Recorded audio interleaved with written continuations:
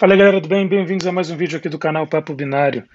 Nesse vídeo eu vou mostrar uma análise inicial que eu e o Leandro Frois, aqui do Mente Binária, fizemos da backdoor, né, responsável pela fase inicial do ataque do ransomware Ransom Max ao STJ e a outros órgãos.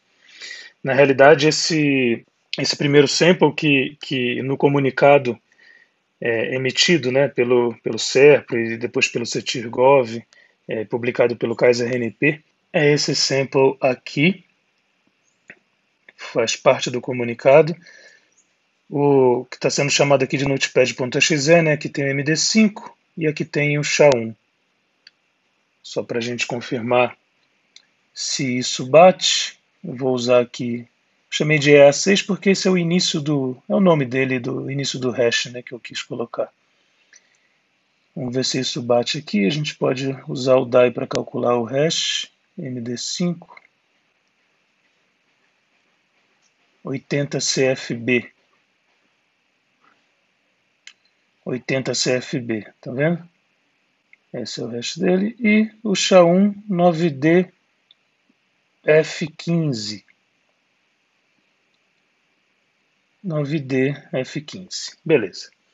Então a primeira coisa que a gente vê aqui já com o DAI, escrito em Visual C++, né, aqui está o linker e tal, tem bastante coisa, bastante código, se a gente olhar aqui os imports, muita coisa, o que é bem incomum para malware, né? Muitos imports, assim, até de funções gráficas e tudo. E claro, o que não dá para deixar de ser notado é o ícone, né? É o ícone do Notepad++. Se a gente olhar as propriedades, inclusive, foi a primeira coisa que eu fui fazer, foi ver a versão, foi ver esse conteúdo aqui em detalhes, né? E de fato ele diz, ó, File Description Notepad++, versão 7860, tal. Ou seja, aparentemente, né, aqui a primeira teoria que surgiu na minha cabeça foi esse carinha, né, o atacante pegou o código-fonte do Notepad++ e recompilou, inseriu as rotinas maliciosas e recompilou. Foi isso que a gente pensou, né, tanto eu quanto o Leandro, quando a gente estava analisando. E aí o que a gente foi fazer? Foi baixar o Notepad++, exatamente aquela versão, porque o software tem várias versões, né? Essa daqui é 7860, aqui está a versão 786, eu conferi aqui nos detalhes 7860, certinho. Então só comparando aqui o original do Notepad++ com a possível backdoor publicada ali no relatório, né? Você vê que tem as mesmas informações, o tamanho é similar, mas as versões aqui batem. Falei, beleza, então agora vamos comparar, né? Tem várias maneiras de comparar software. A única questão é que existem alguns desafios nisso, né? A nossa primeira tentativa foi um plugin do IDA chamado BinDiff, mas a questão é que quando você altera um software, um arquivo já feito, aí é muito mais fácil de fazer a comparação usando o BinDiff e coisas do tipo. Só que quando você recompila, como foi o caso aqui, o binário compilado depende muito das configurações do compilador, da máquina de quem está compilando, e ele fica completamente diferente do original. Então foi lendo mesmo, né? Então aqui está basicamente a saída do decompiler, né? Coisas mais ou menos, você vê que já tem algumas diferenças, né? E a gente foi lendo de bem devagar, coisa por coisa, código por código aqui para ver se encontrava algo que fizesse uma diferença significativa. Por exemplo, já nessa versão aqui, isso não é feito por uma função, a comparação já está aqui direto. Tem um if aqui gigante que já fica comparando aqui direto. Então, essa já é uma diferença estrutural que já quebraria um BinDiff, por exemplo, da vida, muito, porque o código está simplesmente diferente, apesar de fazer a mesma coisa, né?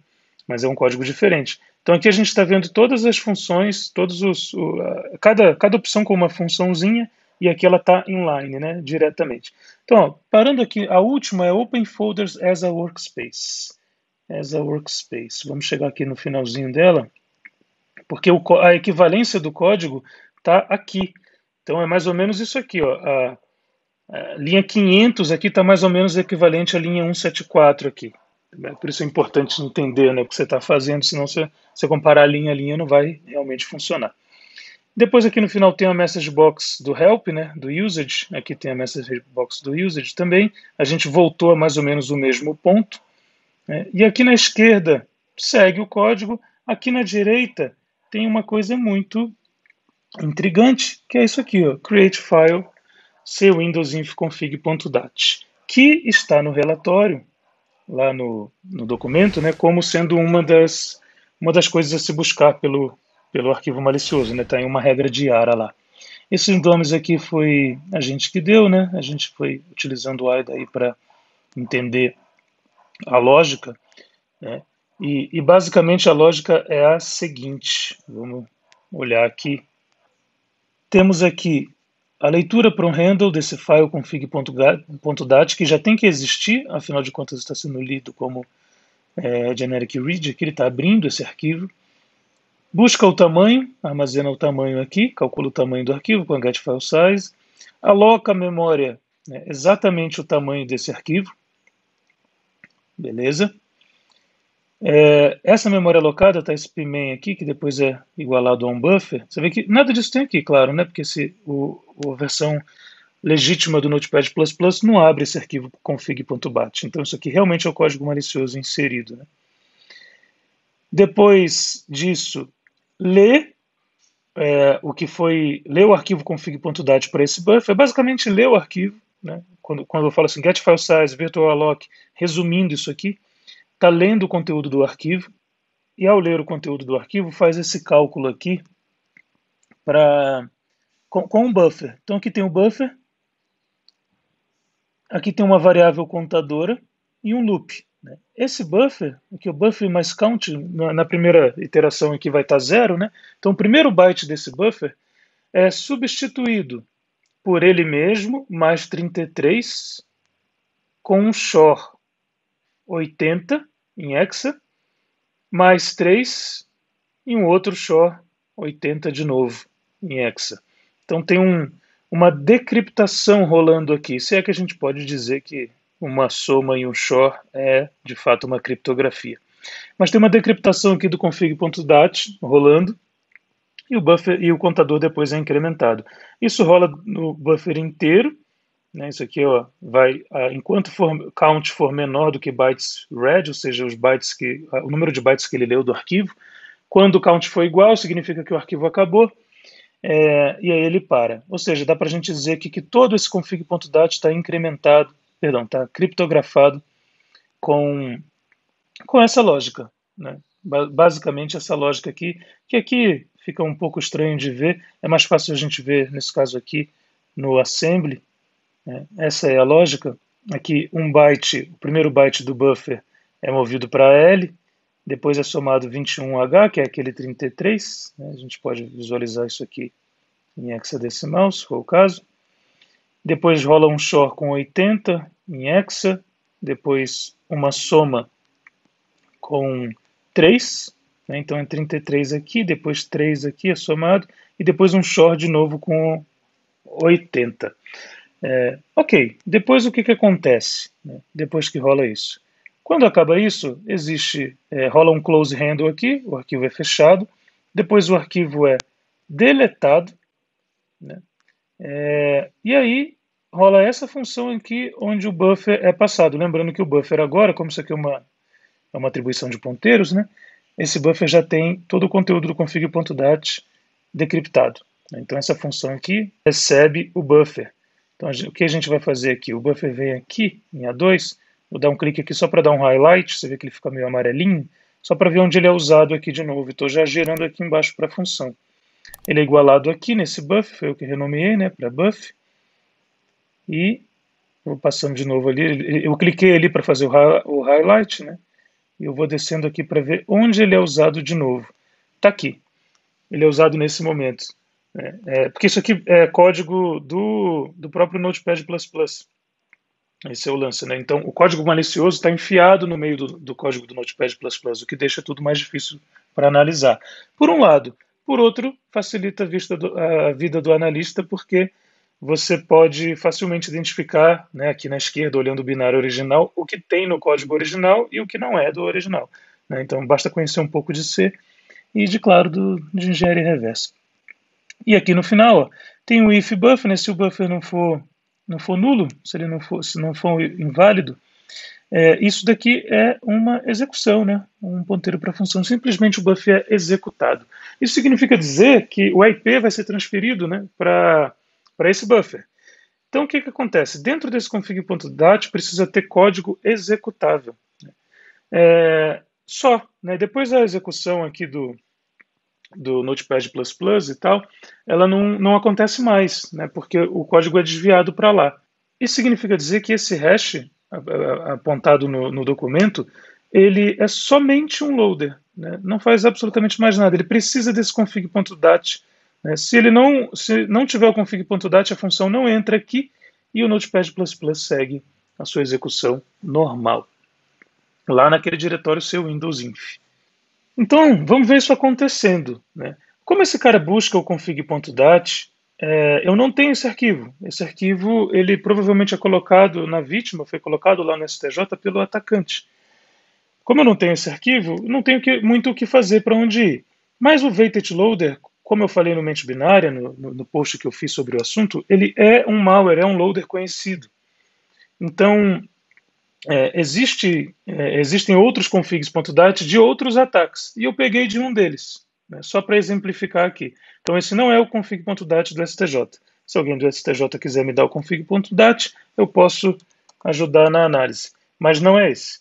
Então, a gente pegou esse daqui, de outro ataque, e a gente vai colocar, o que a gente fez, né, foi basicamente colocar isso lá em seu Windows Inf, que é o caminho que ele precisa que seja colocado. Né? E aí a gente pode lançar o debugger. Né?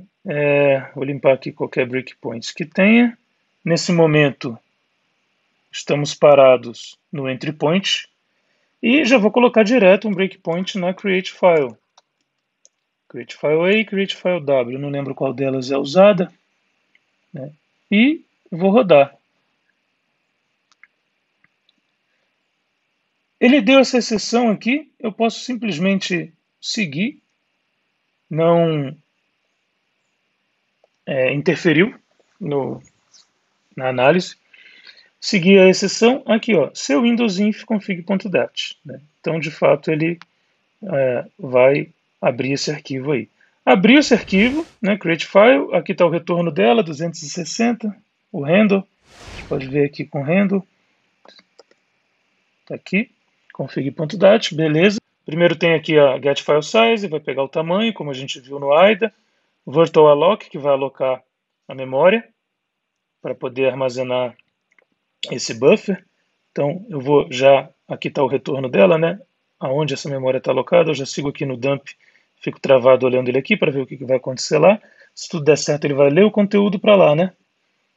A gente segue aqui com a execução, read file, lê o conteúdo do arquivo, 3167C8, realmente o conteúdo do arquivo é esse, se eu botar aqui no editor Excel, 3167C8, então o conteúdo aqui encriptado, né? Lembrando que esse não é o config.dat usado pelo malware do STJ, é de outro ataque, porque esse malware é conhecido, como eu falei.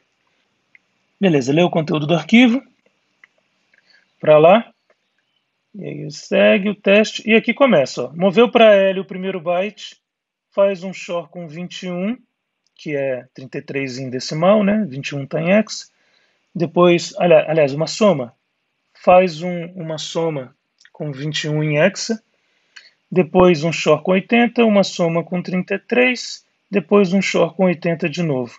E aí esse buffer virou aqui 55 e ele é colocado de volta lá. Esse byte virou 55 e ele é colocado de volta no buffer, substituindo o byte original, 55. Quem, né, já está acostumado com engenharia reversa já se liga que 55 normalmente é um prólogo de uma função, puxa BP, já faz sentido isso ser código. E aqui também tem uma falha meio matemática, né? Tem uma soma com 21, um short com 80, outra soma com 3 e um short com 80. Como a operação inversa do short é o próprio short, está fazendo short com 80-80, simplesmente não está fazendo nada. Volta ao original. Então tem a soma com 21 e outra soma com 3, que é a mesma coisa que somar com 24 em hexa. Né? Então, basicamente, o próximo ali, ó, que vai ser 67, né? Vai ser basicamente 67 mais 24. A gente já sabe o que vai acontecer. Se tudo der certo aqui na minha lógica, o próximo vai ser 8b. Né? Vamos ver aqui no final o que, que deu. Está lá certinho, 8b. Então, toda a criptografia, digamos assim, dele se baseia, né, em somar mais 24 em hexa, né, ou 36, né, em decimal, em cada byte. Né? Depois disso, ele vai pular para essa execução. Eu vou deixar aqui o loop rodar. Né? O loop acaba aqui, então vou pedir para o debug para rodar até aqui.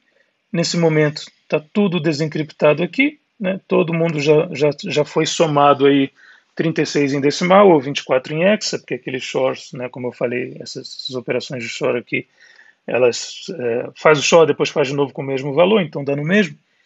E em algum momento esse código vai vir para cá. Né? Lembrando que eu mostrei no AIDA, isso rola muito código ainda antes desse buffer ser executado. Então uma técnica fácil aqui seria fazer um breakpoint de hardware na execução. Hardware execute. Né? E deixar o couro comer aqui, rolando. Pronto, chegamos aqui no breakpoint de hardware de execução. Nesse momento, o código do config.dat já está rodando, né, dentro do binário, do Notepad++. E isso não é criado, né, não é criado um outro processo, claro, porque o único processo que está rodando aqui é o Notepad++ malicioso, né, que no meu caso aqui é o EA6.exe, por isso que não vai aparecer nenhum outro binário aqui. Se isso aqui for um rancer, por exemplo, né, no caso do STJ, pode ser um rancher, pode ser mais um estágio ainda, né, uma backdoor, alguma coisa que tem ainda no meio para depois chegar no rancher, mas independente do que seja, isso daqui vai rodar.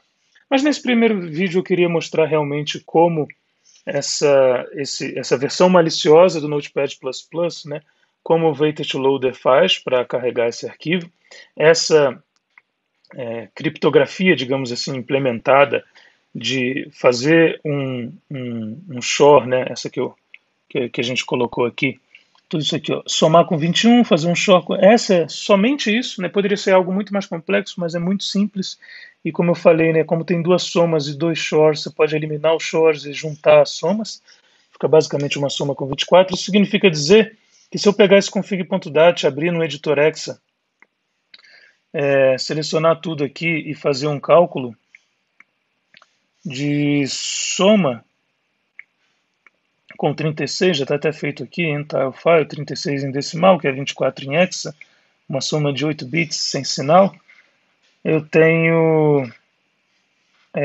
o código inteiro aqui já do que é injetado, né, do que é executado a partir do Notepad++ malicioso. E a gente já vê aqui, né, que isso aqui é um push ABP, tal, dá para sacar que de fato isso aqui é código. Né?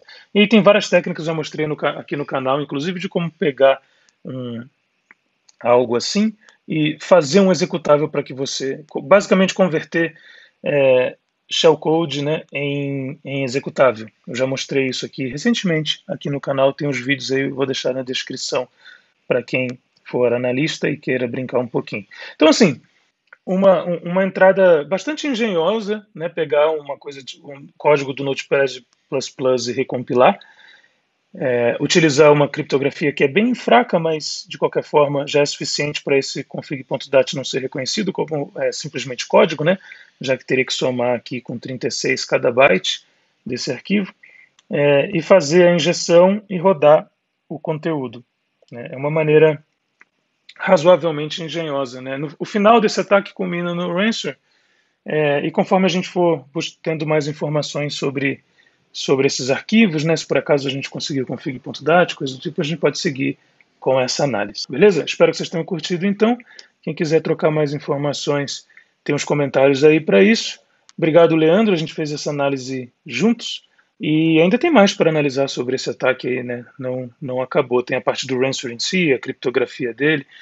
Conforme a gente for levantando informações, a gente vai tentando ajudar mais. Beleza? Um grande abraço, até a próxima e tchau.